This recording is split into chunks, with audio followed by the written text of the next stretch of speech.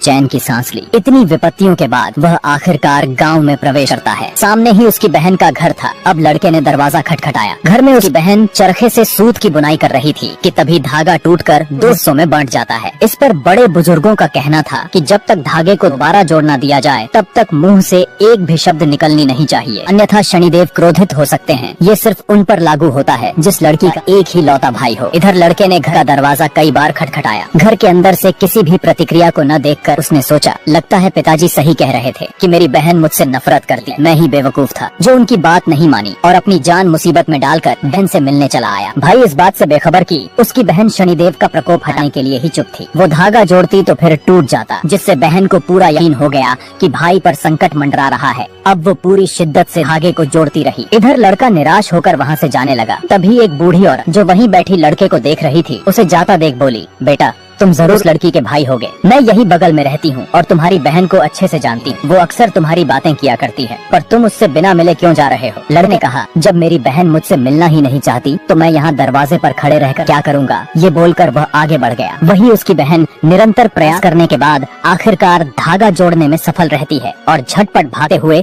द्वार की तरफ बढ़ती है। जब उसने दरवाजा खोला तो वहाँ कोई नहीं था, जिस पर बहन उदास हो जाती है। तभी वो बुढ़िया वहाँ आकर कहती है, बेटी तुम्हारा भाई ज्यादा दूर नहीं गया होगा। फिर वो दौड़ते हुए भाई के पीछे गई। लड़की ने देखा कि उसका भाई बस उससे कुछ ही दूरी पर था। तब उसने नाम लेकर पुकारा, अर्ज रुको मेरे छोटे भाई। आवाज सुनकर वो रुक गया, मगर उसके चेहरे पर नाराजगी साफ दिख रही थी। फिर बहन आकर उससे कहती है, छोटे भाई तुम्हारी नाराजगी जायज है, इसके अलावा मैं करती भी तो क्या? तुम पर शनि महाराज का प्रकोप था जिसे टालने के लिए मुझे रुकना पड़ा, मगर अब सब ठीक है, अब तुम मेरे साथ चलो। फिर दोनों भाई बहन टांगे पर बैठकर घर की तरफ लौट गए। घर पहुँचकर बहन अपने भाई से बोली, तुम यहाँ आराम करो, बस कुछ ही देर में भोजन बनाकर लाती हूँ। फिर उसने तुरंत चूल्हे पर भात चढ़ाया और दूसरी तरफ सब्जी। थोड़ी देर में भोजन बनकर तैयार हो गया। फिर खाना परोसा गया। घर में बहन का एक पुत्र था, वो भी आकर अपने मामा के पास बैठ गया। फिर सबने एक साथ भोजन किया।